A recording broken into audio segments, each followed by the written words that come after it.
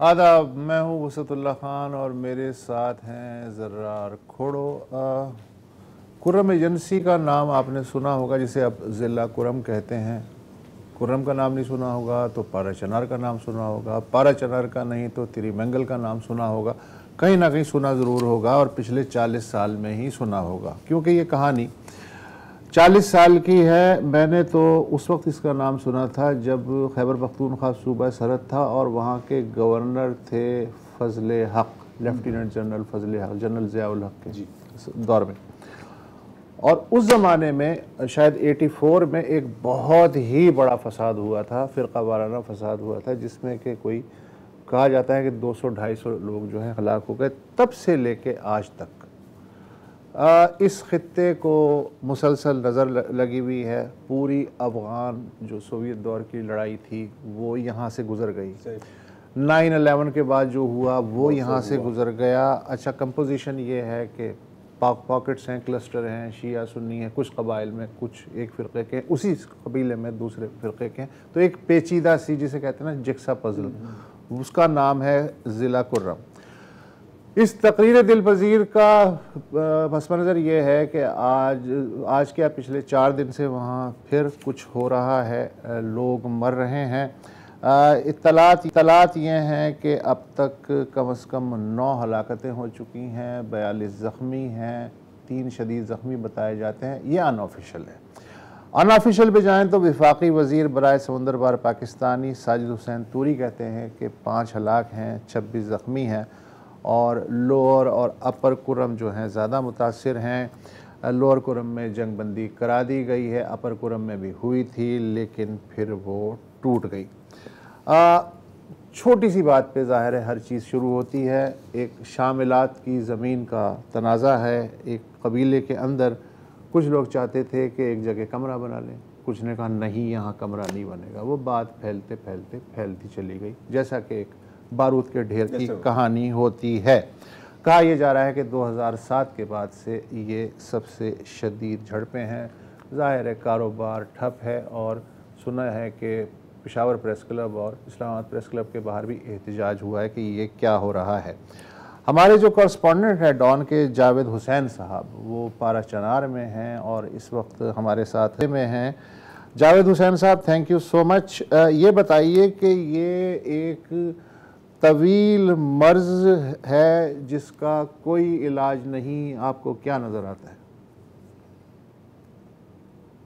जी बिल्कुल, जिस आपने बैकग्राउंड का वो कहा है, जाहिर सी बात है पिछले 40 सालों से आपका नज़र है इस पर। छोटे छोटे जो वाक़यात या ज़मीनी तनाज़ात हम कई दहाई से देख रहे हैं, लेकिन कुछ हुकूमत उसमें संजीदा नहीं है, कुछ लोग नहीं चाहते कि ये फैसले हो जाए।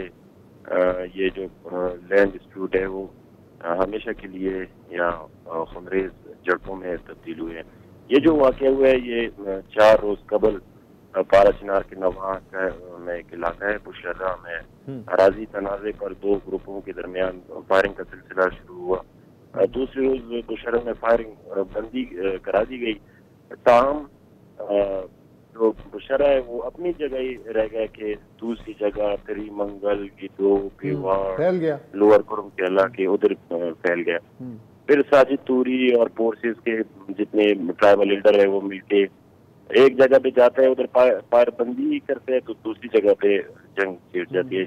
मैं अभी भी घर के छत पे बैठा हूँ और मुझे रॉकेटों और मिसाइलों की आवाज आ रही है कि जिले कुर्रम के अभी इस वक्त 4 जगहों पे जंग शुरू है और रॉकेटों और मिसाइलों की आवाज मैं सुन रहा हूँ।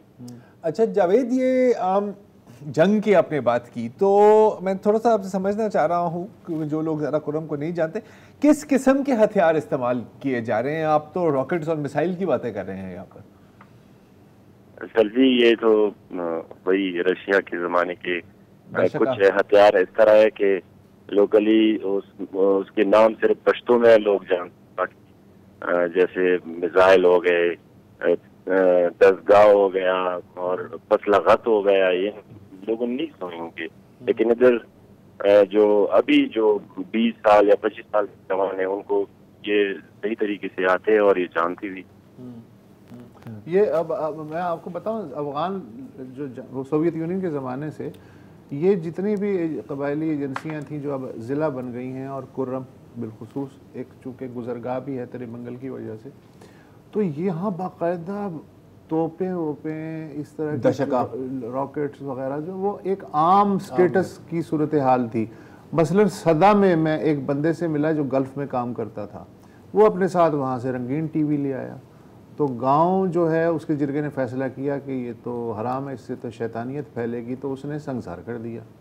अगले साल वो आया, दोबारा टीवी लाया, और उससे पहले नीचे जो आर्म्स बाजार था उससे एक एयरक्राफ्ट गन खरीदी, पहले उसे लेके गया अपने घर पे लगाई, उसके बाद टीवी लेके गया, तब से वो हराम नहीं है। तो ये इस तरह की जिंदगी तो वहाँ मतलब आम की सी बात है ना, जो हमें यहाँ बैठ के बड़ी अजीब व गरीब लगती है। जावेद हुसैन साहब, यहाँ के लोगों में काफी देर बाद ये शूर पैदा हुआ है कि अमन भी जरूरी है, बहुत हो गया। मैं ये भी बताता चलूं कि ये जो जंग जारी है लोग नहीं चाहते, तकरीबन 95% लोग नहीं चाहते कि ये जंग हो। ये शिया सुन्नी के नाम पे जो मतलब 4 दिनों से जंग जारी है, लोगों को अच्छा चाहता कौन है? चलें ये तो है 95 बहुत अच्छी बात है ना, चाहता कौन है? सर मैं ये बताता चलूं कि सद्दे से फायरिंग हो रही है, लेकिन सद्दे के आवाम बारा चिनार के लोगों को ये मैसेज कर रही है कि हम नहीं चाहते कि ये जंग हो, और ये जो लोग फायरिंग कर रहे हैं हम इसके खिलाफ है। और वो लोग मोर्चों तक भी चले गए कि क्यों हमारे इलाके को इस्तेमाल कर रहे हैं। तो हुकूमत ने बार बार, साजिद तूरी ने भी आज ये वजीर आजम और दीगर जो नहीं इसके ये जो तवील है बाकी एजेंसियां भी थी, वहाँ भी इस तरह की बातें होती रही पिछले 40 साल में, लेकिन यहाँ तो तवातुर के साथ हो रहा है। तो यहाँ कौन कौन से इंटरेस्ट हैं जिन्होंने इस चीज़ को एक सनद बना दिया है, एक मईशत बना दिया है? कुछ तो लोग होंगे ना जिनका फ़ायदा होता होगा, उनकी दुकान चमकती होगी, उनमें से कौन लोग हैं आपके ख्याल में? मतलब नाम ना लीजिए, लेकिन आप उन कुव्वतों का वो तो निशानदेही तो कर सकते हैं ना। सर जी मैं ये बता दूं कि साजिद तूरी ने आज जो दोपहर बातचीत की है नुमाइंदों के साथ बैठ के, वही ये बता रहे कि जिले कुर्म के जो लोग अमन नहीं चाह रहे हैं वही लोग दोबारा फायरिंग बार बार शुरू कर रहे हैं, और हुकूमत और वज़ीर आज़म और दीगर से वो रिक्वेस्ट किया कि इनके खिलाफ भरपूर कार्रवाई करे कि क्यों वो बार बार मतलब हम फायरिंग बंद करते हैं, सफेद झंडे लगाते हैं उधर मोर्चों पे, पुलिस दिखाते हैं, दोबारा वही फायरिंग शुरू करते हैं। तो लोग भी डिमांड कर रहे हैं और हमारे वफाकी वजीर भी यही डिमांड कर रहे हैं कि इनके खिलाफ। अच्छा एक मुझे याद है जावेद साहब, जब मैं ख्याल कुछ माह कबल इसे इशू आया था, एक वो भाई मई में 5 उस्ताद जो कत्ल हुए थे, पहले एक उस्ताद कत्ल हुआ जी, और उसके बाद अफवाह फैल गई कि ये जो है वो शिया अक्सरियत इलाके में है, तो उसी स्कूल में कुछ अफराद आया और उन्होंने चारों उस्तादों को कत्ल कर दिया। और मुझे याद है कि उस वक्त आपसे ही बात हो रही थी, तो काफ़ी लोग भी निकले थे, अवाम निकली थी, असातिज़ा तालिब इल्म निकले थे और मुजाहरे भी किए थे। तो इस वक्त उनकी आवाज़ सुनी जा रही है, जैसे आप कह रहे हैं कि अवाम नहीं चाहती, तो इन अवाम की आवाज़ सुनकर हुकूमत की तरफ से, इंतज़ामिया की तरफ से आपको कुछ पेशरफ्त, कुछ रद्द अमल नज़र आ रहा है इस वक्त? सर जहाँ तक आवाज़ की बात है तो आज अगर आप ट्विटर ट्रेंड भारत बना रहे हैं, और दूसरा Islamabad press club, Peshawar press club, Lahore press club और कराची में भी मेरे ख्याल में आज प्रोग्राम है लोगों का। तो लोग नहीं चाह रहे हैं कि उस तरह के जो हमें सिखाया गया बचपन से या दूसरों को सिखाया गया वो हम भी अपने बच्चों को सिखाए। तो हुकूमत लोग ये डिमांड कर रहे हैं कि अमन हो, और ओवरसीज मिनिस्टर भी खासकर इसी बात के लिए आए हैं खुसूसी उससे, तो कोशिश कर रही है हुकूमत फोर्सेज के जितनी। अच्छा एक ज़माने में यहाँ एक चला था सलूशन ये था कि जी यहाँ के जो लोग हैं उनको ही डिसआर्म कर दिया जाए, और सिक्योरिटी फोर्सेस जो हैं जैसे सेटल्ड इलाकों में, अब तो खैर कुर्रम भी सेटल्ड इलाका है, तो उस ज़माने में कि वो वहाँ का चार्ज संभालें जैसे पाकिस्तान के दीगर अजला में होता है, लेकिन कबाइल को डिसआर्म कर दिया जाए, और इसकी दोनों तरफ से मज़ाहमत हुई थी। तो मैं आपसे ये जानना चाह रहा हूँ कि ये जो होता है कि एक झगड़ा हो गया, फिर सियासी रहनुमा आ गए, हटो बचो हो गया, पानी डाल दिया, फिर कुछ अरसे बाद झगड़ा हो गया, इससे अलग भी कोई है गैर रिवायती सा फार्मूला जिसकी वजह से इस इलाके को इस अजाब से छुटकारा मिल सके? सर ये जो पाराचीनार से लोग डिस्प्यूट हुए हैं उनको इधर लाना होगा, और जो सब्जे से कशी के लोग डिस्प्यूट हुए हैं उनको हुकूमत ने कोशिश भी किया है लेकिन नाकाम रहे इस हवाले से। अगर ये हो जाए तो पाराचीनार के लोग दोबारा आ जाए और सब्जे के लोग दोबारा उधर जाए तो इससे हालात काफ़ी बेहतर हो सकते हैं। ठीक है, बहुत शुक्रिया जावेद। नकल मकानी सालों में बहुत हुई है। मैंने अगर आप गल्फ अच्छा कुछ तस्वीरें आधे लोग आपको पाराचीनार के ही मिलेंगे जो ड्राइवर होते हैं वहाँ पे जी। अच्छा, अब सोशल मीडिया की बात की जावेद साहब ने, और यकीनन आज सोशल मीडिया पर टॉप ट्रेंड पाराचीनार ही था पाकिस्तान में। और जब भी ऐसा कुछ होता है तो आपको पता है कि काफ़ी तस्वीर, काफ़ी वीडियोस अपलोड होती हैं। ज़रूरी नहीं है कि वो सब दुरुस्त है। मैं आपको दो मिसालें दिखाना चाह रहा हूँ। एक ये एक तस्वीर है, आप देख रहे हैं कि एक फेंस लगा हुआ है और कुछ मुसल्ला अफराद, ज़ाहिर तालिबान लगते हैं, वो वहाँ पर बैठे हुए हैं। अच्छा, ये आज भी गर्दिश कर रही है इस कैप्शन या इस टाइटल के साथ कि जी ये देखें अफगानिस्तान से लोग भी दाखिल हो रहे हैं। मुख्तलिफ इनको कैप्शन दी जा रही है। ये हकीकत ये तकरीबन 2 या 2.5 साल पुरानी तस्वीर है पाक अफगान बॉर्डर की। अच्छा, एक और वीडियो भी सर्कुलेट कर रही है, ये आप देख रहे हैं कि हैवी वेपनरी इस्तेमाल की जा रही है। बज़ाहिर एक पहाड़ी इलाका है। ये वीडियो भी पुराना है, मैं एग्जैक्टली नहीं बता सकता कि कहाँ का है, लेकिन ये कुरम एजेंसी का नहीं है। तो एक तो होता है जो इशू असल में ऑन द ग्राउंड होता है, और एक वो जो इशू होता है जिस तरह वो सोशल मीडिया में दिखाया जा रहा है। तो ये जो 2 तस्वीरें, ये जो वीडियो और ये जो तस्वीर है, कम से कम ये मैं आपको गारंटी के साथ कह सकता हूँ कि ये इस वक्त की कुरम एजेंसी की नहीं है। और तस्वीरों के साथ कैसे खेला जाता है इस पर भी हम बात करते हैं, लेकिन एक छोटे से वक्फे के बाद।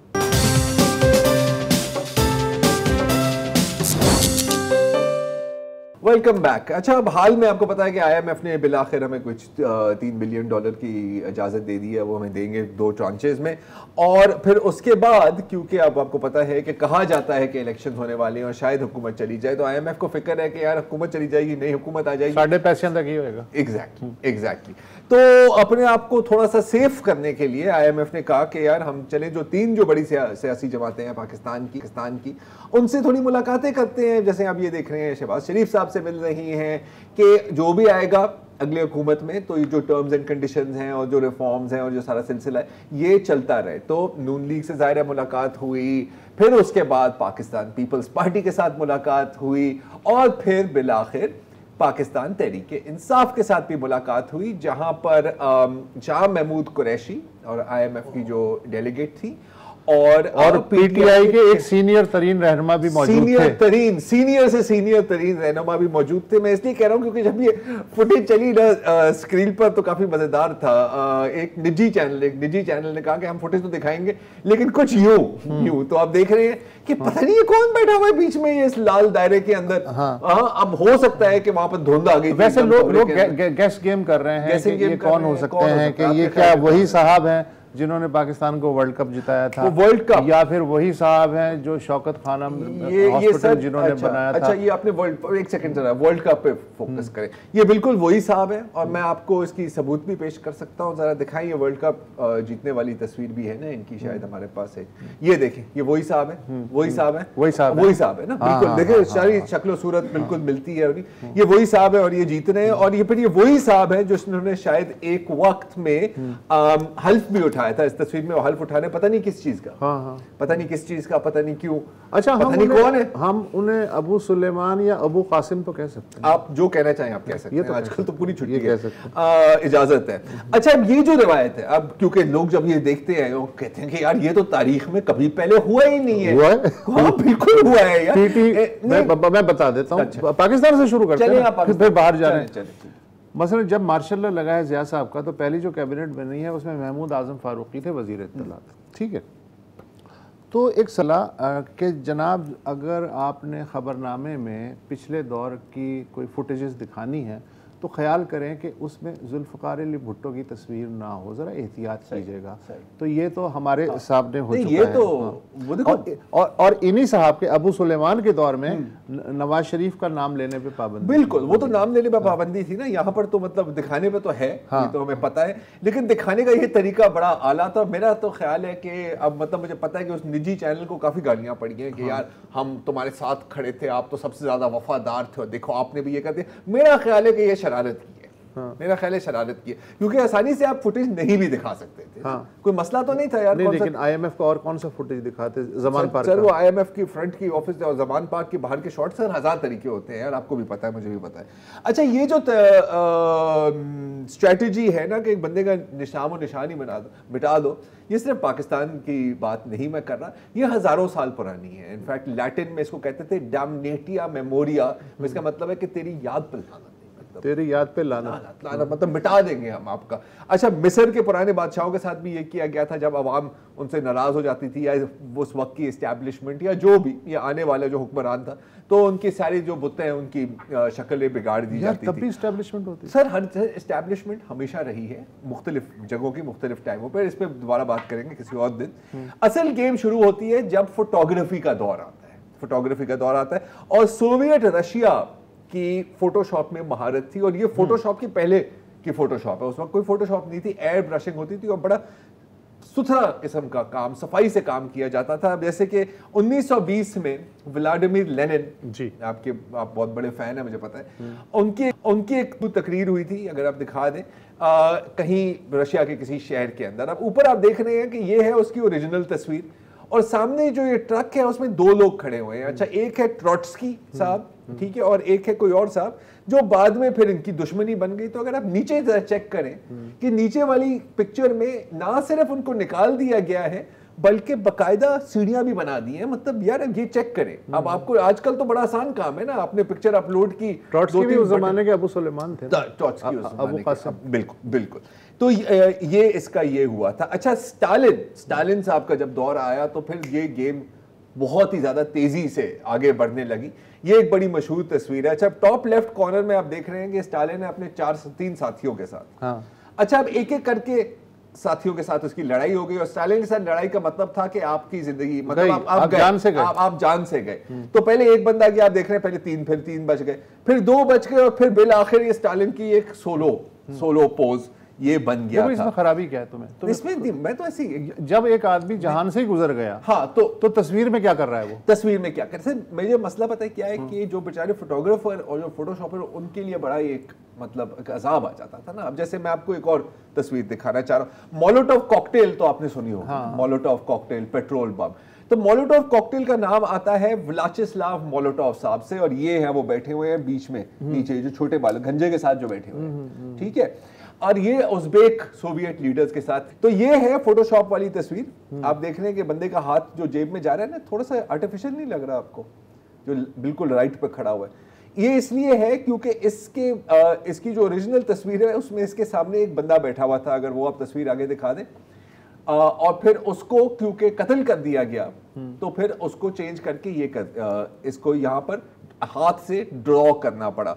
अच्छा, कभी कभी ये भी होता था कि जो कत्ल करने वाले थे वो भी फिर कत्ल हो जाते थे। जैसे कि उस वक्त जो KGB थी, NKVD, उसके सरबराह थे निकोलाई येस्कोव, और वो उसका काम था कि इसको पकड़ो फायरिंग स्क्वाड के सामने, इसको पकड़ो फायरिंग स्क्वाड के सामने। और स्टालिन के बड़े करीबी दोस्त थे। यहाँ पर आप देख रहे हैं एक खूबसूरत नहर के किनारे वो लोग टहल रहे हैं, और ये है निकोलाई साहब उनके राइट हैंड साइड पर।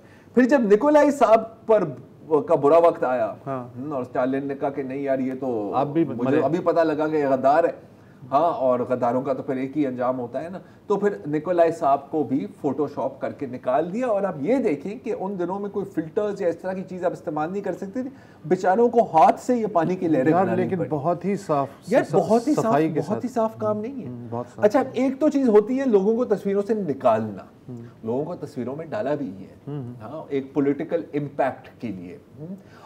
जैसे कि व्लादिमीर लेनिन, आपको पता है कि वो सोवियत यूनियन के सबसे बड़े हीरो थे, हाँ, सारी डिसीजंस उनके पास थी। तो जब वो उनकी तबीयत खराब हुई और वो मतलब बीमार थे, मरने वाले थे, तो अब ये सारी बात हो रही थी कि इसके बाद कौन जाएगा। अच्छा, बात जाहिर है कि इसके बाद वही आएगा जिसको आशीर्वाद मिला है लेनिन से। तो स्टालिन साहब ने ये तस्वीर रिलीज की। अगर हम ये तस्वीर पर आए, ये देख रहे हैं कि व्लादिमीर लेनिन बैठा हुआ है, कितना खुश लग रहा है, और उसके साथ एक जगमगाता हुआ स्टालिन सफेद कपड़ों में। अच्छा, फ्रेमिंग भी थोड़ा सा देखें ना, लेनिन थोड़ा सा कमजोर लग रहा है और ये थोड़ा सा उभर रहा है, ग्लो कर रहा है। अच्छा, ये तस्वीर कभी ली नहीं गई थी क्योंकि वहां पर लेनिन अकेला बैठा हुआ था। स्टालिन ने अपनी एक और तस्वीर खिंचा के अपने आप को इसके अंदर फोटोशॉप कराया और फिर ये पब्लिक में बांट दी कि देखें वली वारिस तो लेनिन साहब का। हमारे एक शायर दोस्त हैं, उन्होंने फैज साहब के साथ अपनी तस्वीर जो है वो शाया की थी। अच्छा, इसी तरह, और वो 1986 की थी, जबकि फैज साहब का 84 में इंतकाल हो चुका था, तो उससे वो पकड़े गए थे। देखिए, अगर मौलाना रूमी साहब अभी भी फेसबुक पे पोस्ट कर सकते हैं तो इसमें तो कोई हर्ज नहीं है। अच्छा, और फिर फाइनली, अच्छा, ऐसा नहीं है कि सिर्फ सोवियट्स ने ये काम किया, बहुत लोगों ने ये काम किया। विंस्टन चर्चिल का सिगार कभी कभी गायब हो जाता है, जब तंबाकू नोशी पता लगा कि सेहत के लिए मुज़र है तो उसका सिगार आपने गायब कर दिया। और मसोलिनी, मुझे पता है ना, मसोलिनी दिखाना चाह रहा था कि यार मैं बड़ा तकड़ा हूँ, तो एक उसकी बड़ी मशहूर तस्वीर है, घोड़े पे सवार है, तलवार अपने हाथ में बुलंद है। ओरिजिनल तस्वीर ऊपर है, जिसमें किसी ने घोड़े की लगाम पकड़ी हुई है। लगाम नहीं, वो जो रेंज होते हैं, जो भी इसको कहते हैं। लेकिन जाहिर है कि इससे फिर मसोलिनी साहब की मर्दानगी पर असर पड़ता है ना, तो मसोलिनी साहब ने इसको भी हटा दिया। अच्छा, अब इन चीज़ों से कोई फर्क पड़ता है या नहीं पड़ता? ये जो ब्लरिंग हो रही है, नाम हटा दिया है, ये तो मेरा ख्याल है कि आने वाला वक्त ही बताएगा। डिक्टेटर्स को पढ़ सकता है, नार्सिस्ट को पढ़ सकता है, और आजकल जो चल रहा है, आजकल सबको पढ़ सकता है, सबको पढ़ सकता है। हाँ हाँ। तो इससे पहले कि हमें पढ़े, एक वक्फा ले लेते हैं। हाँ, हमें बहुत पड़ेगा अगर पढ़ा ना, इसलिए वक्फा ले लें।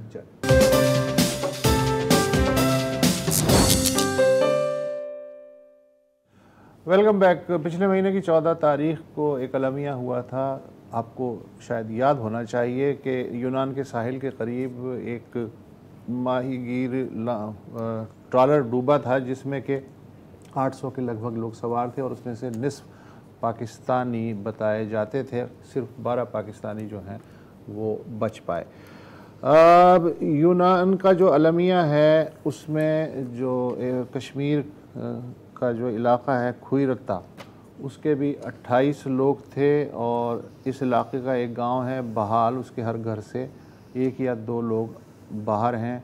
घरों की हालत बज़ाहिर अच्छी है। ये मैं इसलिए कह रहा हूँ कि हमारे जो मुज़फ़्फ़राबाद के नामा निगार हैं तारिक नक्काश साहब, उन्होंने इस मुतासिरा इलाक़े को चुना, वहाँ के लोगों से गपशप की और ये पूछा, मसले की जड़ तक पहुँचने की कोशिश की कि जाते क्यों हैं और फिर उनके साथ होता क्यों है। ये डॉन में स्टोरी इनकी छपी हुई है।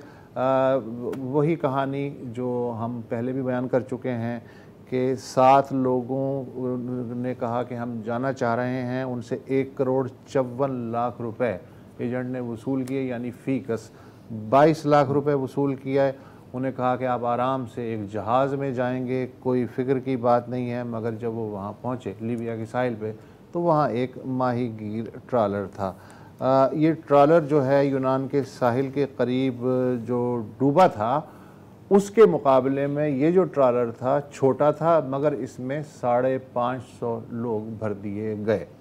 और फिर 5 दिन बाद वो बीच समंदर में ख़राब हो गया।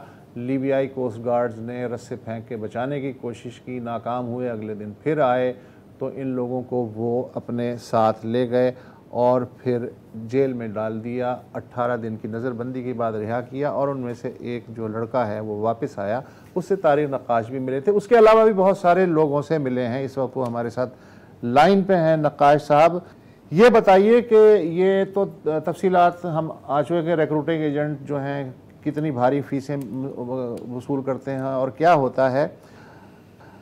आपकी स्टोरी से एक और बात जाहिर हुई कि जो मर गए सो मर गए, जो नहीं पहुंच सके, वो जो अब भी लीबिया में मौजूद हैं, वो इंतहाई तकलीफ दे ज़िंदगी गुजार रही हैं। तो ये इस ट्रेजेडी से हमें एक नया पहलू देखने को मिलता है। हम आपकी ज़बानी सुनना चाहते हैं कि आपकी क्या गुफ्तगू हुई इन लोगों से। जी बहुत शुक्रिया उसद भाई। एक्चुअली ये एक गांव जिसका मैंने विजिट भी किया और जिसका मैंने स्टोरी में कोट किया, ये एक गांव नहीं, हर घर और हर गांव में ऐसी दास्तान है। मसलन तनियोट एक गांव है, उसका भी मैंने स्टोरी में जिक्र किया है। तनियोट का एक बच्चे की डेड बॉडी आई इस हादसे के, जो 14 जून वाला हादसा उसके 3 दिन के बाद, और वो पहले 6 माह पहले गया था। उस गांव से भी एक फैमिली के 6 लोग जो हैं वो गए थे और उनको वहां जेल में डाल दिया गया, लीबिया में, और एक की वहां जेल में डेथ हो गई और उसकी बॉडी जो है उसकी फैमिली ने समहाउ अरेंजमेंट करके यहाँ मंगा लिया। ये जो अब जो कंसर्न है खुईरट्टा के लोगों का, वो कंसर्न यही है कि ये जो लोग वहाँ ट्रैप हैं, एक जो मर गए, जैसे आपने कहा जो मर गए तो मर गए, लेकिन जो लोग वहाँ ट्रैप्ड हैं उनको वापस कैसे लाया जाए। और यही वजह है कि बहुत से लोग जो है वो पुलिस को आकर स्टेटमेंट नहीं दे रहे हैं। कोटली में पुलिस ने अपील्स की हैं कि जिनके लोग मिसिंग हैं वो आके उनके क्वाइफ जमा कराएं। तो अभी तक सिर्फ 150 लोगों ने जो है पुलिस को बताया कि हमारे फलां लोग जो है वो इस वक्त फंसे हुए हैं, या लीबिया में हैं, या मिस्र में, या नाइजीरिया में किसी और जगह पे हैं, क्योंकि एक रूट ये भी है नाइजीरिया, वहाँ से नाइजर और वहाँ से फिर लीबिया। तो लेकिन बहुत से लोग ऐसे जो हैं वो नहीं बता रहे हैं, सिर्फ इस डर के मारे नहीं बता रहे कि खुदा न खास्ता जो एजेंट्स हैं वो उनके बंदों को नुकसान ना पहुंचाएं। देखिए ना, जैसे कि ये एक लोग हैं जिन्होंने 22 लाख रुपए दिए हैं, लोगों ने 25-25 लाख रुपए तक पे किए हुए हैं।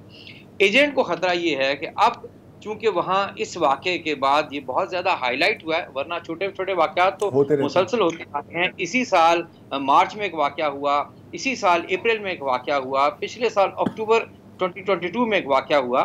तो ये चूंकि बड़ा वाक़या था, पूरी दुनिया की इस पे तवज्जो मरकूज़ हो गई है, तो अब वो उनने लोगों को बताया कि फ़िलहाल जो है मार्च तक आप लोगों का आगे जो है ये सफ़र, समुद्री सफ़र जब मुमकिन नहीं होगा, तो लोग अब वापस भी आना चाह रहे हैं। एजेंट्स को डर है जब ये लोग वापस आएंगे तो ये अपने पैसे हमसे मांगेंगे। बिल्कुल पैसे मांगेंगे तो 22 लाख रुपए देना जो है वो उनके लिए बहुत, उनको मौत पड़ जाएगी। तो उससे बेहतर है वो कहेंगे ये यहीं मर कब जाए, ये लोग यहीं मर कब जाए, ताकि ना रहे बांस ना बजेगी बांसुरी, पैसे मांगने वाला हमसे कोई ना रहे।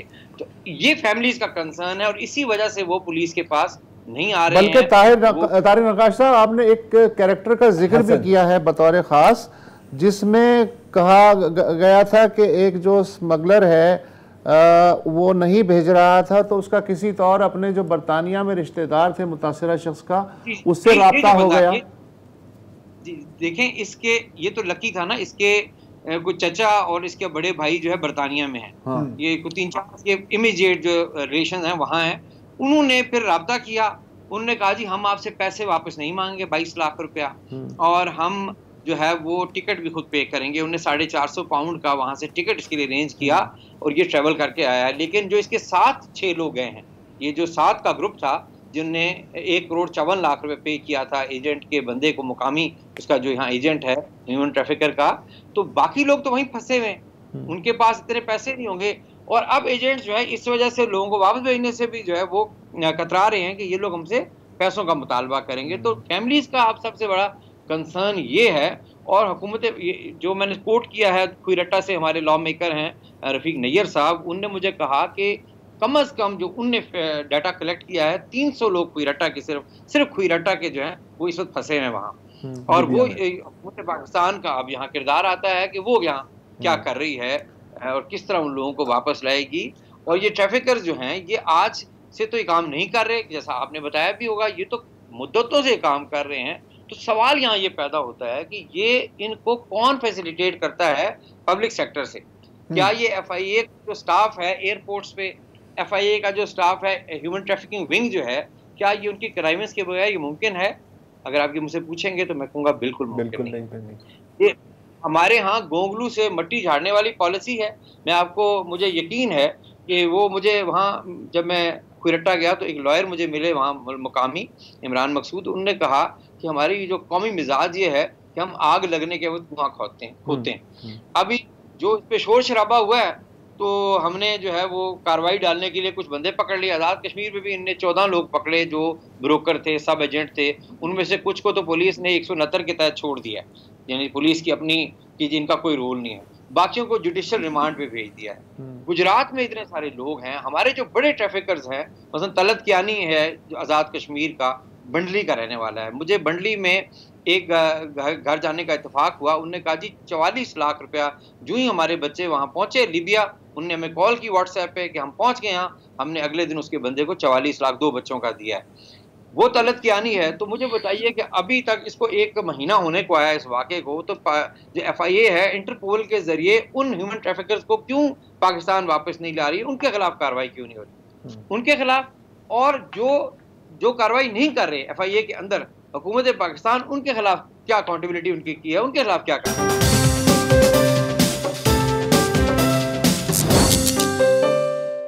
है। FIA क्या बेचती है? FIA से अरबों रुपए का गेम है ना ये, तो FIA से ऊपर भी तो कई खांचे होंगे ना, कई लोग वाबस्ता होंगे, तो बात FIA से शुरू होकर FIA पे ही क्यों खत्म हो जाती है?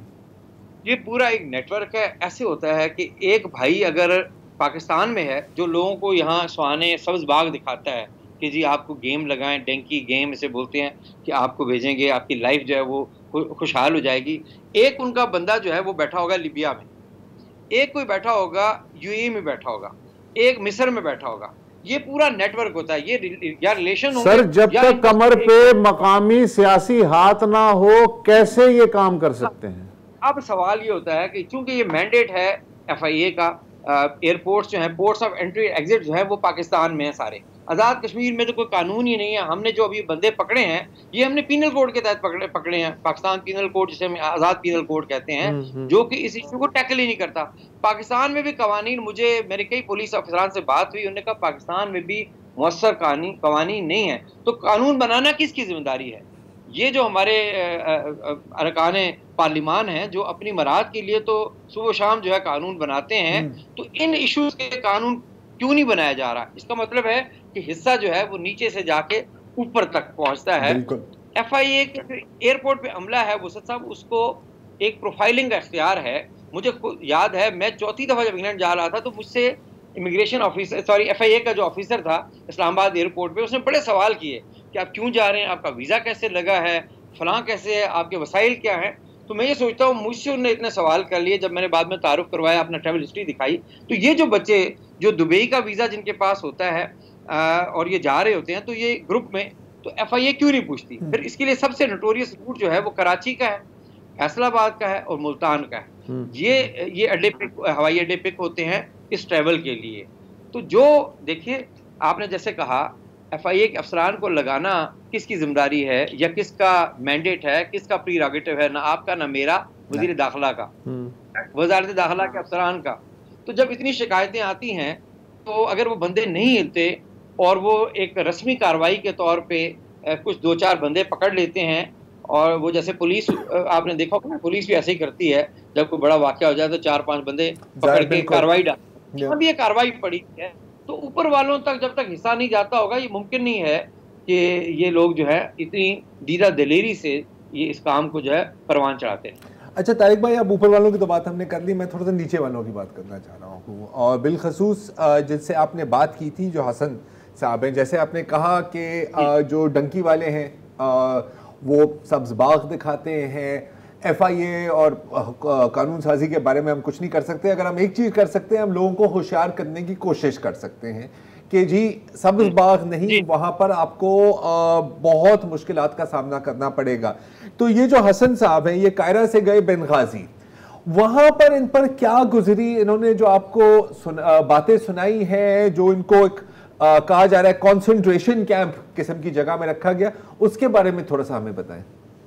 देखिए ना, वो ये कहता है कि जब वहाँ हम पहुँचते हैं तो पहुँचने के दूसरे दिन कुछ लोगों से पैसे एडवांस लिए जाते हैं। मसलन जो कराची पकड़ा गया जो ह्यूमन ट्रैफिकर साजिद महमूद बड़ाइच, जो आज़रबाईजान फरार हो रहा था इस वाक़े कुछ दिनों के बाद, वो जो पकड़ा गया, तो मुझे उसने कहा वो दीना में जब पैसे लेता था लोगों से तो वो अलाउ नहीं करता था मोबाइल फ़ोन लाना, कि कोई आप रिकॉर्ड ना कर लें कि आपने कोई पेमेंट की है, यानी सबूत कोई नहीं।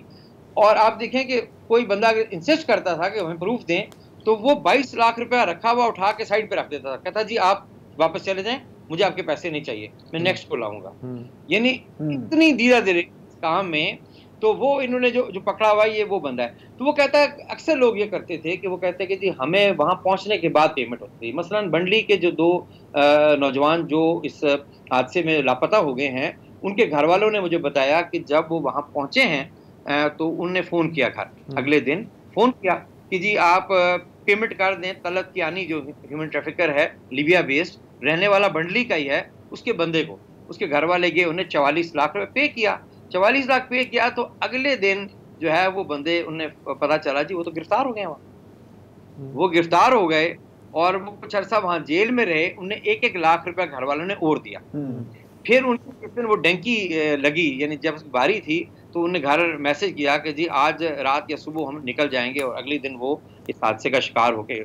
ये जो हसन बता रहा है कि वहाँ जो है कहा जाता है जी पुलिस ने गिरफ्तार कर लिया, कोस्ट गार्ड ने, लीबियन पुलिस ने। अब ये समझ नहीं आती कि जो लीबिया की, चूंकि वहाँ तो हुकूमत नाम की कोई चीज है नहीं है, वहाँ की ये जो लॉ एनफोर्समेंट पर्सनल हैं, इनका कोई इनके साथ इनका भी एक नेटवर्क है, और जिसको ये कहते हैं तो पकड़ लेते हैं तो उसकी फैमिली से मजीद पैसे जो है वो निकलवा लिए जाते हैं। तो वहाँ जो जेल है, जेल के अलावा जो रिहाइश है, मेरे पास एक वीडियो आई, मतलब दिल दुखता है कि कोई 50-100 बंदे एक छोटे से कमरे में लेटे हुए हैं, किसी की टांग किसी के मुंह में जा रही है। यानी एक बच्चे के मैंने देखा उस वीडियो में कि उसकी टांग दूसरे के मुंह पे जा रही थी, और यही हाल बाकी तरफ था। इन हालात में इनको रखा जाता है, 5-5, 6-6 महीने रखा जाता है। इस जो मैं एक बच्चे से मिला, एक बच्चे की फैमिली से मिला, जो उधर उनका गांव कुछ और है, मुझे फौरन उसका नाम याद नहीं आ रहा उस गांव का, तो उन्हें भी ये बताया कि 6 माह उसको चले गए हुए हो गए थे, 6 माह। एक ऐसा बंदा भी मिला जो पिछले साल गया था, 1 साल से वो लीबिया में जो है बदतरीन हालात में रह रहा था। अब लोग जब इतना पैसा खर्च करके जाते हैं तो वो कहते हैं यार कि अब हम वापस तो नहीं जाएंगे, हम ऐसे मजीद जो है ये सह लेंगे, तो लेकिन हमने जाना जो है बहिरा रूम के पार जाना है हर सूरत में। तो ये बता रहा था मुझे बचा के जी बहुत बुरे हालात में हमें रखते हैं, खाना जो है पानी नहीं मिलता। कई दफ़ा जब ये 18 दिन कैद रहा तो कहा जी पानी हमें 2 दिन में एक बोतल मिलती थी पानी की, छोटी पानी पीने की बोतल मिलती थी। इस तरह खाना भी बहुत भाग्य से मिलता था। तो इस तरह के हालात होते हैं। मुझे यानी वो इन लोगों को बदतरीन हालात के लिए तैयार करते हैं, तो फिर ये सोचते होंगे कि जी इससे तो बेहतर है कि हम निकल जाएं, समंदर पे बैठ के निकल जाएं, जो होगी देखी जाएगी। यानी वहाँ उनको मुकामी तौर पे इतने बदतरीन हालात में रखा जाता है कि उनको वो समंदर का खौफनाक सफ़र जो है ना, वो उनको नेमत लगती है कि किसी तरह हम यहाँ से लीबिया से हमारी बारी आ जाए। हाँ, और वापस वो इस शर्मिंदगी में नहीं आते होंगे कि यहाँ क्या मुंह दिखाएंगे इतने पैसे खर्च करके जो हैं, और जबकि चाचा मामा ताए का बेटा जो है वो ऑलरेडी यूरोप में, और वहाँ से अपनी तस्वीरें, उनका घर भी अच्छा है। बहरहाल बहुत शुक्रिया तारिक भाई। हाँ, आपका और कुछ कोई नहीं। अच्छा, इंटरेस्टिंग बात इसमें ये भी है कि आपको याद होगा कि मार्च में जब ये पहला वाकया हुआ था जिसमें एक फीमेल हॉकी टीम की मेंबर भी डूब मरी थी, तो एक हमें एक ट्विटर अकाउंट नहीं, टिकटॉक और यूट्यूब अकाउंट मिला था जनरल मूसा के नाम से, जो डंकी का कारोबार करते हैं। अभी हाल में ही डॉन में एक इसके ऊपर एक पूरी मुकम्मल इन्वेस्टिगेटिव रिपोर्ट आई है कि जी वो तो अकाउंट बंद हुआ, लेकिन ये लोग क्या करते हैं कि ये 4-5 मौजूदा अकाउंट्स खरीद लेते हैं टिकटॉक पे या कभी कभी यूट्यूब पे, कि आपका अकाउंट है, आपके पास 30,000 फॉलोअर है, वो उठा के नाम बदल कर अपनी गेम ही है ना, फॉलोअर्स को बरकरार रखते हैं। 3 मिलियन 3 मिलियन व्यूज, पता नहीं कितने फॉलोअर, इतनी क्लिक्स, इतने, हमारी तो मतलब ऐसे 10 सालों में इतने नहीं हुए। तो ये है गेम। तो ये गेम जो है जारी है, और जाहिर है कि हम वक्तन फ़वक्तन इस गेम के मुख्तलिफ पहलुओं पर रोशनी डालने की कोशिश करते रहेंगे। फ़िलहाल आज का वक्त ख़त्म हो रहा है, कल इंशाअल्लाह मुलाकात होगी। खुदा हाफिज़।